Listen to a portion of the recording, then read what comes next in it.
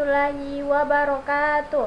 Perkenalkan, nama saya Nur Fatihah dari program studi pariwisata syariah. Di sini saya akan memaparkan sebuah materi singkat tentang keseimbangan ISLM dengan pendekatan ekonomi Islam. Adapun pengertian ISLM dalam ekonomi makro, jadi ISLM adalah sebuah singkatan dalam bahasa Inggris, yaitu Investment Saving dan Liquidity Money. ISLM adalah model ekonomi makro yang dikembangkan oleh John Hicks dan Alvin Hansen pada tahun 1930-an untuk menjelaskan interaksi antara pasar barang dan pasar uang dalam ekonomi. Model ini membantu memahami bagaimana kebijakan moneter dan fiskal mempengaruhi tingkat output dan tingkat bunga dalam prinsip syariah. ISLM membantu memahami interaksi pasar barang dan pasar uang serta mengembangkan kebijakan ekonomi yang adil dan efektif. Selanjutnya yaitu pengertian ISLM dalam ekonomi Islam. Model ISLM dalam ekonomi Islam mencerminkan kerangka ekonomi yang bebas dari riba, yang dimana menitik beratkan pada keadilan sosial dan mendorong pertumbuhan ekonomi yang berdasarkan prinsip-prinsip syariah, yang bertujuan untuk memastikan keselarasan antara aktivitas ekonomi dengan nilai-nilai Islam. Adapun keseimbangan ISLM dalam ekonomi Islam lebih berfokus pada penyediaan instrumen pembiayaan yang sesuai dengan syariah, seperti pembiayaan berbasis bagi hasil atau mudharabah dan musyarakah, yang menggantikan pembiayaan yang berbasis bunga atau riba. Distribusi kekayaan yang adil melalui zakat yang mendukung daya beli kelompok masyarakat yang lebih miskin dan mengurangi ketimpangan sosial.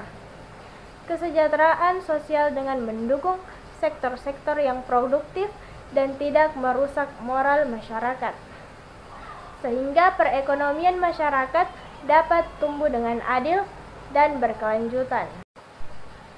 Adapun prinsip-prinsip ekonomi Islam dalam keseimbangan ISLM, yang pertama yaitu prinsip keadilan dalam distribusi sumber daya, kemudian prinsip solidaritas sosial melalui zakat dan sedekah, kemudian yang ketiga prinsip kebebasan ekonomi dengan batasan syariah, kemudian yang terakhir yaitu prinsip kelestarian lingkungan.